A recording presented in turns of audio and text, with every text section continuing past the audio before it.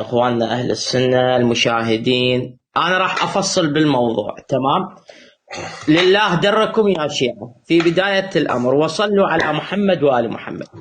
اول رد على ابو سطام، يقول: من اين جئتم بان عليا عليه السلام وشهدتم بالشهاده لعلي عليه السلام؟ نحن نقول لك، نحن نشهد. شوف الرد الشيعي والعقيدة الشيعية ايش قد قوية.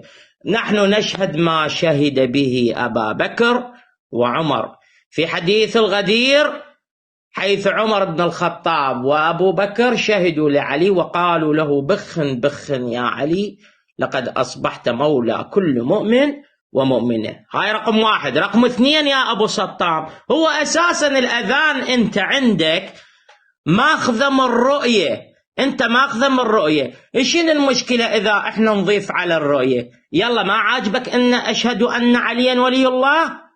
اسمع فرانسوا، بالجديد راح نضيف اشهد ان العباس سبع القنطرة، واللي ما يعجبه براحته. تمام.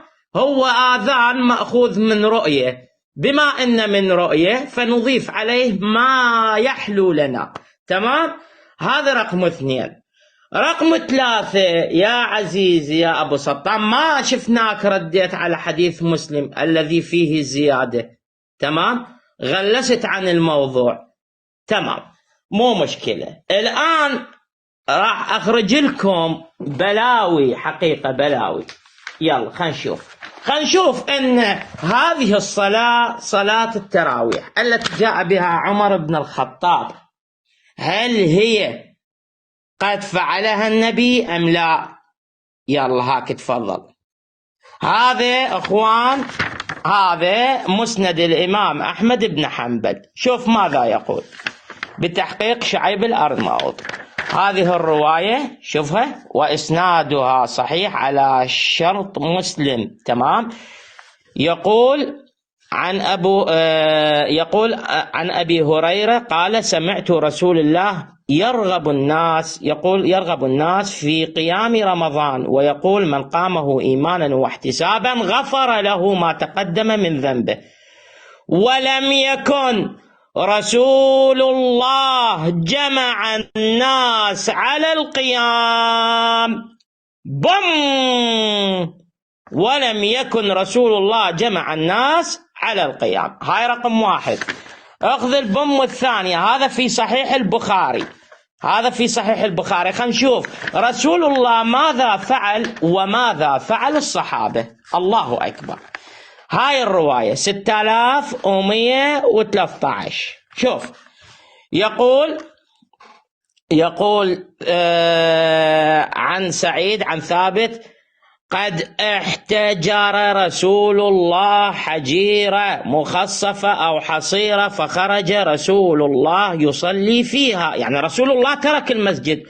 قال: فتتبع إليه رجال، يعني الصحابة، وجاءوا يصلون بصلاته. الله أكبر. ثم جاءوا ليلة فحضروا. ماذا فعل رسول الله عندما حضروا؟ أبطأ رسول الله، وأبطأ رسول الله عنهم فلم يخرج إليهم. شوف فرانسوا ماذا فعل الصحابة؟ فرفعوا أصواتهم وحصبوا الباب، ضربوا باب رسول الله في الحصى. الله أكبر. ضربوا باب رسول الله بالحصى وحصبوا الباب، فخرج إليهم مغضبا. رسول الله يخرج إلى الصحابة مغضب. تمام.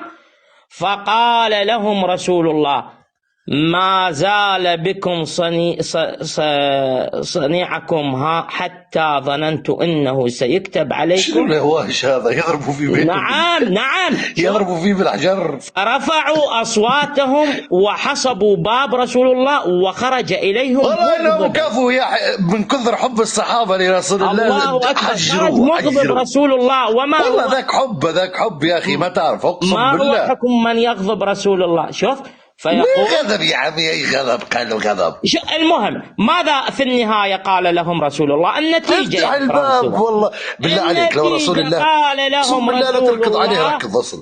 عليكم بالصلاة في بيوتكم فإن خير صلاة المرء في بيته إلا الصلاة المكتوبة. إذن رسول الله نفهم أنه أبطأ في بداية الأمر، ثاني ليلة لم يخرج إليهم، ثالث ليلة غضب منهم، ورابع ليلة قال لهم لا تصلوا في المسجد. الآن في أي ليلة ضربوه بالحجر؟ أعد الرواية، أعد اسمع، نريد إحنا نفهم صلاة التراويح كم ركعة. شوف، هذا كتاب، هذا عبد الرزاق عفيفي أحد هذا علماء أهل السنة، يقول: وإما ما جرى عليه العمل بالمملكة العربية السعودية في صلاة التراويح في عصرنا. شوف، في عصرنا فبعض الأئمة يصليها بالمسجد جماعة الرياض 11 ركعة، وبعضهم يصليها بالمسجد جماعة 23 ركعة. بالله عليكم، هذه صلاة واحد يصليها 11